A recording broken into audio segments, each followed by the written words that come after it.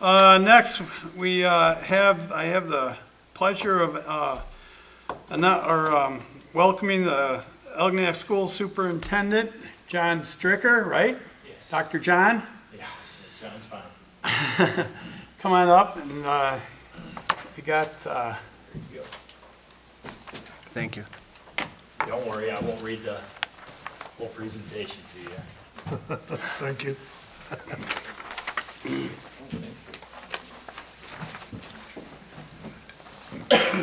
Well, good evening to everybody, and thank you for inviting me this evening. I'm here for two reasons. One is simply, actually three, to get to know you as we continue a relationship between the school district and the township and city in the best interest of our children. I know it sounds like a cliche and so on, but it truly is. All the work that we do with the Board of Education, this board, and the city is really for the best interest of our children and our future.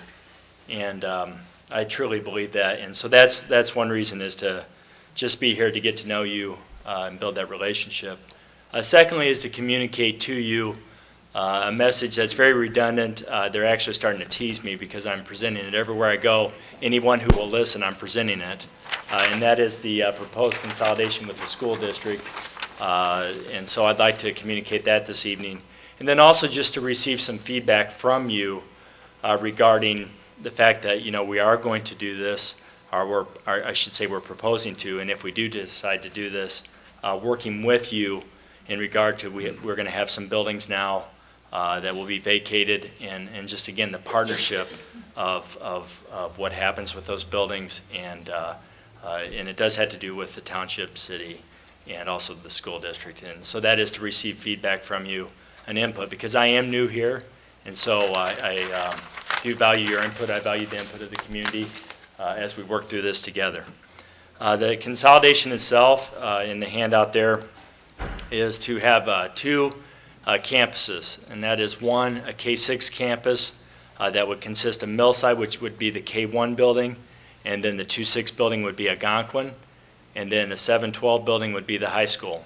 Point Trimble would be used, as it currently is used, for preschool programs, also for the alternative school, and then we may move our computer lab from the high school over to Point Trimble because we want two cafeterias in the 7-12 building.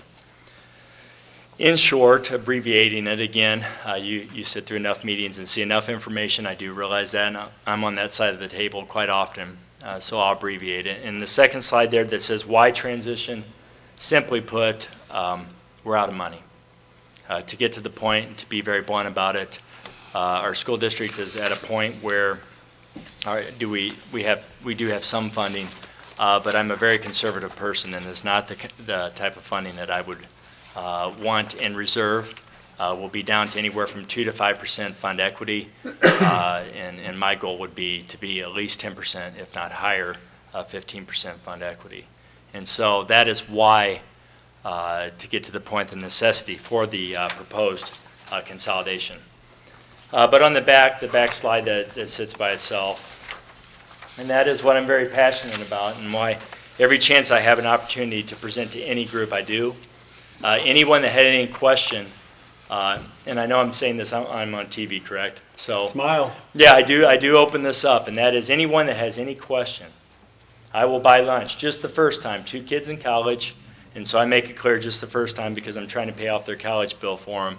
But I will buy them lunch and have lunch with anyone that has any questions, because I want them to see on this next slide the passion that I have and the belief that I have and the vision that I have. Why is it positive to have a 2-campus school district? I have been very blessed in my life, where I've been superintendent the past 10 years, to be in a school district that had the top test scores in the area for 10 years, almost in every category. A school district that was up to 23 or 24 state titles in sports. A school district that was composed of a school family that truly loved each other and cared for their children. Part of that is where the children came from. They came from great homes, no doubt. But a lot of that was truly because we had a K-6 and 7-12 facility, 2 facilities, K-6, 7-12. K-6 and 7-12, all the students and parents go through together. And so they build a relationship with each other. and you become a tighter-knit community because of it, and I have lived that. Everyone watches out for everybody. And when those kids go walk off the graduation stage, everyone in those stands knows each one of those children because they've gone through together. More importantly than that is the staff. We know the children. And even in the 712 building, central office would be over there. And even the central office myself would know those children when they walk off the stage. There's less transitions. You lose children in between the middle school, junior high, and the high school age. That's the transition that students are in. That's a transition where students will attach to something. It may not be positive, but it will be something. And when you're a 712 facility, you know those students, and the expectations are set. And so you know those kids and you don't lose them. The school district I came from, the graduation rate was anywhere from 97 to 100%. It would be the same thing here. Why? Because you know those students. So when you see them in the hallway, you say, nice job at the basketball game, Charles. John, good job at the school play. Karen, I heard something happen in your family. We're very sorry. How can we help you as a school district? That's very powerful, even for me right now with you. When I say your name and I know you personally and I care about you. We don't need a government program. And we had a little discussion here before the meeting about government programs. We don't need a government program to fix some of the ills of our society and impacting our children. And that is simply this. You know your children, you love them, and sometimes that love is discipline as well. But again, in this kind of makeup, you have a 712 facility that expectations are set at 7th grade, even discipline all the way through. And so I'm very passionate about the consolidation. I really believe that it will bring our community together even more than the community already is. And so, again, necessity, why do we need to do this as a school community? It's going to save roughly $600,000 to $800,000 a year. That's conservative. Maybe more like $800,000 to $1 million per year savings. That's why we need to. But I really believe it will make us a better community, a closer community, benefiting our children. The spreadsheet that you see basically shows the enrollment numbers. So you can see that there is a definite decline of enrollment. And down at the bottom in the highlighted area, it illustrates the proposal, and that is Millside at the bottom where it says K1. You can see in that first year there'd be 243 students in that building. Algonquin would be a 2-6 building. There'd be 650 students, and the high school would have 815 students the first year. And then you can see the years on out, 15, 16, 16, 17, 17, 18, and 19, 20 projections. So you can see we're definitely declining enrollment. On the flip side of that back page of the spreadsheet, you can see the class sizes. In 1980, the school district had 3,200 students. In 1989, 2,700, almost 2,800. 1991, 2,600. 1995, 2,500. 2000, maintained at 2,500. 2005, 10 years ago, 2,364 students. 2010, 1917. 2013, 1,809. And last year we were 1,710 students. And so we're definitely declining enrollment pretty sharp.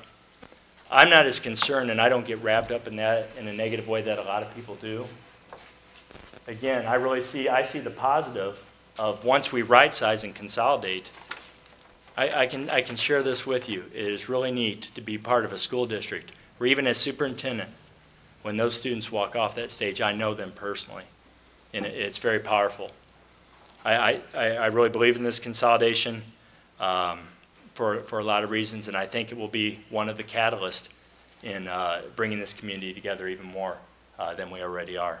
And so I'm excited about it. It's going to be a lot of work, and I want you to know I'm not naive. The devil's in the details, and but it's really, we've received a lot of positive feedback, and so we're going to move forward.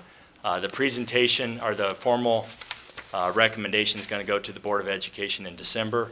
After that time, then we would begin to work on the details of the consolidation. So, are there any questions? When do you plan on, if everything went, do you figure this for next school year? Yes, it'd be for next school year, correct. Hey, John, you mentioned you wanted a 10 to 15% fund equity. What's your fund equity now?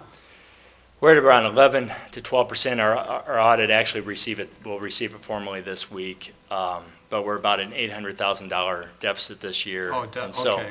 So yeah, our fund equity at the end of this current fiscal year is going to be anywhere from 2 to 5%. Okay. And so, I believe as recent as 5 years ago, I believe it was around 23 to 25% fund equity. Okay. So that was one thing that was hard for me to communicate, and that is a structural deficit. You know, it's like the federal government national debt where it compounds. And so if you have $1 million deficit, if nothing changes, it could potentially be at least $1 million deficit, if not a $2 million deficit the next year. Right. And so you can go through that fund equity pretty quick. And so that's why coming in, I want you to know about me, and you don't. And a lot of serious faces look back at me because I want you to know I'd rather have taken time to build relationships with you first. Than You don't have time. Yeah, there was no time because it was a structural deficit, and on the path we were on, we would be out of money at the end of the following school year, the following fiscal year. And at that point, the state of Michigan comes in. And the state of Michigan doing their job, but the state of Michigan, it won't be personal to them. Decisions would be made in Lansing from an office impacting this community. With me, it's personal. And so that's why working together, I'd rather face this head on. Right. So, good question. I've been involved in some downside, well, they don't call it downsizing, they call it right-sizing nowadays. But I know you always lose staff, and that's where the real savings is. Right. About how much staff are you gonna? It's what I'm looking for is roughly $250,000 administration, which would be two administrators, 8 teaching positions, which would be, and it's not going to necessarily work out where it will be 4 in the K-6 and 4 in the secondary, but 8 teaching positions. And thank you for saying that. A lot of people don't understand. You really don't save that much from the actual closing of the buildings. No, it's the staff. We'll save maybe $60,000 by turning down the thermostat, so to speak. And there is some saving with operations, except it's not as simple as, since you've closed 2 buildings, you can cut that proportional amount of custodians and maintenance, because you still do have the same amount of students. So you do there is some reduction there, maybe a $50,000-$60,000. Same with secretarial. You still have the same amount of students. So it would be primarily proportional-wise. The savings would primarily come from administration and then teaching staff on out. And so I get asked the question, the follow-up question to that a lot of times is, well, if we consolidate, And then builds up. and people ask, will class sizes be smaller because you have your grade levels together? It actually gives you the ability to have larger class sizes. And what I tell people is I want the smallest class sizes possible. So make sure everyone understands that. I do understand that the smaller the class size, the better, the more optimal learning environment. However, I can't predict what the state funding will be and that declining enrollment. I mean, look at those numbers. Even last year, we lost about 100 students. And so the consolidation gives us the ability to adjust to that. But make sure you know I want small class sizes. But consolidation actually gives us the ability to make them larger when we need to. Because if you look at the numbers, you can see we have bubbles. You'll have a class of 150 followed by maybe a class of 110, so you have bubbles that go through. The beauty of consolidation is all your sections are together, so you can make those adjustments within the same building. And so make sure you hear that correctly. I want small class sizes. However, am I going to guarantee it? Because as a result of the consolidation, heavens no. It may be larger class sizes because I can max that out according to budget, state funding, and pupil count primarily. I'm trying to figure out where the light at the end of the tunnel is here. But I'm confused.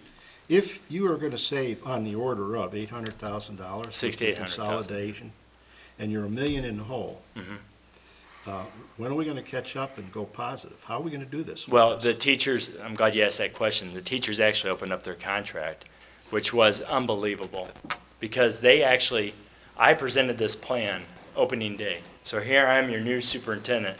Nice to meet you. Let's have a good school year. Oh, by the way, we're going to consolidate and cut some of your teaching jobs and so on.